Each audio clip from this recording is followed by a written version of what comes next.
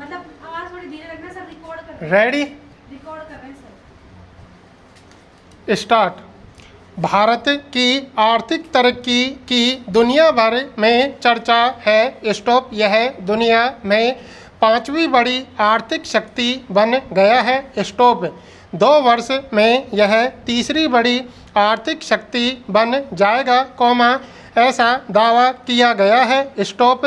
America का सकल घरेलू उत्पादन 30 लाख करोड़ डॉलर है और हम भी 2047 में यही संकल्प सिद्ध करने की योजना बना रहे हैं। स्टॉप। इस समय संकल्प से सिद्धि की ओर एक महायात्रा भी चल रही है, कौमा जिसमें यह कहा जा रहा है कि पिछले 11 वर्ष में हमने अभूतपूर्व तरक्की की है और 11वें पायदान से हम दुनिया की 5वीं आर्थिक महाशक्ति बन गए। स्टॉप। मगर कहते हैं कि न कि सितारों से आगे जहां और भी है।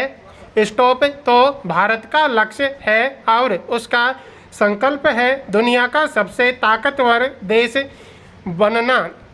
स्टॉप। वह तो अमेरिका को भी चुनौती देना चाहता है। स्टॉप।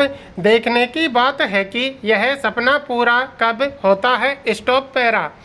फिलहाल तो यह स्पष्ट है कि हम आबादी दुनिया में सबसे अधिक हो गई है। स्टॉप। कोई दो मत नहीं कि हमारी श्रम शक्ति का कोई जवाब नहीं। स्टॉप।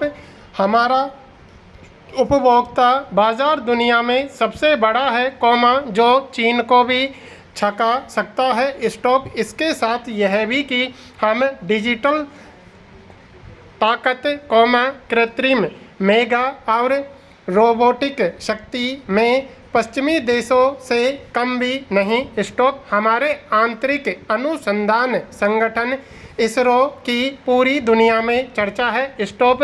दूसरे देशों के मुकाबले सबसे किफ़ायत के साथ इसके अभियान पूरे होते हैं। स्टॉप। चंद्रयान 3 द्वारा हमने रूस जैसे देशों को पछाड़कर चंद्रमा के दक्षिणी भाग में उतरने का गौरवपूर्ण कार्य सिद्ध किया। स्टॉप। आज इसरो अंतरिक्ष उपग्रहों का प्रक्षेपण व्यावसायिक रूप से शुरू कर चुका है। स्टॉप। उम्मीद है कि इससे हम अपने देश के खजाने को और भर लेंगे। स्टॉप। फिर एक दिन आयात आधारित अर्थव्यवस्था से निर्यात आधारित अर्थव्यवस्था बन जाएंगे। स्टॉप। जहां तक डिजिटल भुगतान का संबंध है, कौमा हमने इसमें भी खूब तरक्की की है और यही एक ऐसा देश है, कौमा जहां कहा जाता है कि लगभग सभी के पास मोबाइल फ़ोन है। स्टॉप। पैरा। आने वाले दिनों में विश्व की आर्थिक और भारत के नेतृत्व के बारे में सोचते हैं, कौमा तो यहाँ भी अच्छी बातें हमारे सामने आती हैं। स्टॉप। दक्षिण एशिया में अगर कोई देश अपनी उपलब्धियों से सबको चौंका रहा है, कौमा तो वह भारत ही है। स्टॉप। यहाँ तक कि समृद्ध देशों ने भी पर्यावरण प्रदूषण और वैश्विक ताप से जूझने का सारा बोझ भारत के कंधों पर डाल दिया है। स्टॉप। वह इसे निभाने के लिए तैयार है, कौमा लेकिन समृद्ध देश अपना वाजिब आर्थिक योगदान देने के लिए भी तैयार नहीं। स्टॉप। इसीलिए आज भारत ही नहीं, कौमा दुनिया भर का कृषि और व्यापार पर्यावरण प्रदूषण एवं असाधारण मौसम की मार झेल रहा है। स्टॉप। कहा जा रहा है कि आने वाले वर्षों में विश्व भर के सकल घरेलू उत्पादन पर बड़ा दबाव पड़ेगा। स्टॉप। दुनिया अर्थव्यवस्था व्यापार नीति के झटकों को सहेगी और कृत्रिम मेगा से पैदा हो रही शक्ति से अधिक उसकी चुनौतियों पर चिंता करेगी। स्टॉप।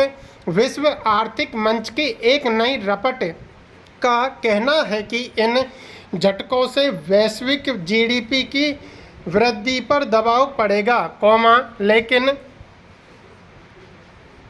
मुख्य अर्थशास्त्री निजी और सार्वजनिक क्षेत्र का सर्वेक्षण करते हैं, तो पाते हैं कि दक्षिण एशिया इन झटकों से उबरने में कामयाब हो जाएगा और भारत इनमें आगे होगा।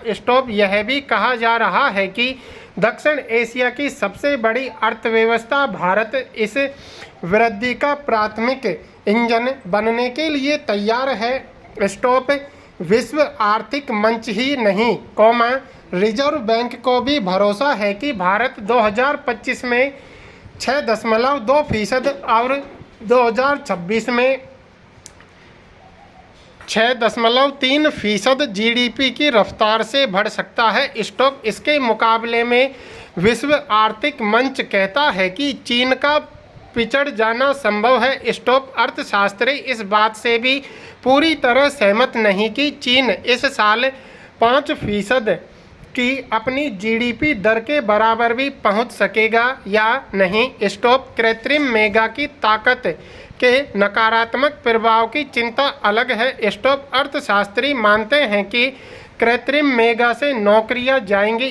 कारोबारी तरीके बदलने पड़ेंगे। जो देश पुराने कारोबारी मंडलों से चिपके रहेंगे, वे पिछड़ जाएंगे।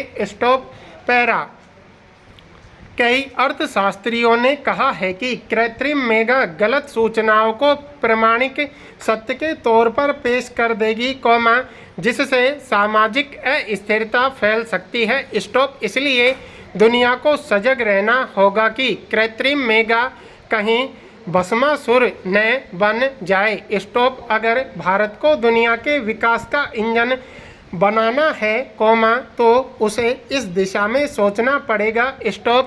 एशिया प्रशांत में हम लोग संघर्ष करते हुए आगे बढ़ रहे हैं। यूरोप सतर्क है। दूसरी ओर अर्थशास्त्री अमेरिकी राष्ट्रपति डोनाल्ड ट्रंप की मौजूदा आर्थिक नीतियों से चिंतित है। अमेरिकी सर्वोच्च न्यायालय ने भी ट्रंप की आर्थिक नीतियों और शुल्क पर लगातार उठ रहे विवाद पर चिंता प्रकट की है। आर्थिक नीतियों में अपने लाभ के अनुसार डोनाल्ड ट्रंप जो उतार चढ़ाव ला रहे हैं, यानी कभी चीन पर बहुत भारी कर लगा रहे हैं, तो कभी उसे राहत दे रहे हैं। इससे व्यावसायिक निर्णय अनिश्चित हो जाएंगे और अर्थव्यवस्था में मंदी का जोखिम और बढ़ जाएगा। अमेरिका में तो यह नज़र भी आने लगा है। पैरा भारत अभी बेहतर स्थिति में है। जहां तक महंगाई का संबंध है, हमने इसके नियंत्रण की घोषणा करते हुए अपनी मौद्रिक नीतियों को बदल दिया है। हम रेपो रेट घटाने लगे हैं। ऋण प्रक्रिया को उदार बना रहे हैं। लेकिन यह महंगाई नियंत्रण का दावा भी कहीं बालू की भीत न हो जाए, क्योंकि हमारे मूल्य सूचकांक खाद्य पदार्थों की कीमतों के उतार चढ़ाव पर निर्भर करते हैं, जबकि उन्हें पूंजी निवेश के सूचकांक पर आधारित होना चाहिए था। यह सही है कि भारत ने अपने सार्वजनिक बजट में पूंजी निवेश को प्रमुखता दे दी है। वह सार्वजनिक निवेश में न लाभ न हानि के आदर्श सिद्धांत पर चलकर जन कल्याण का प्रयास कर रहा है। लेकिन इसमें नेताओं का स्वार्थ संधान और भ्रष्टाचार की घुसपैठ उसे कमज़ोर बना देती है। अधूरी परियोजनाएं हमारी संकल्प सिद्धि के रास्ते में अवरोध का विंध्याचल बनकर खड़ी हो जाती हैं। इस स्थिति को बदलने की ज़रूरत है।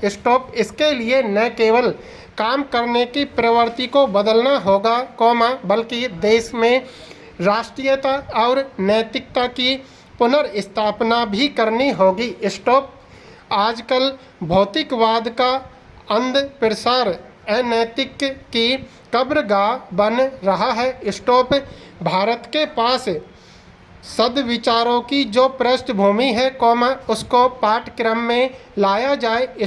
इसे स्किल इंडिया योजना के मुताबिक पुनः तैयार किया जाए। स्टॉप। इस समय तो स्थिति यह है कि देश में स्किल इंडिया योजना शुरू तो की गई। स्टॉप।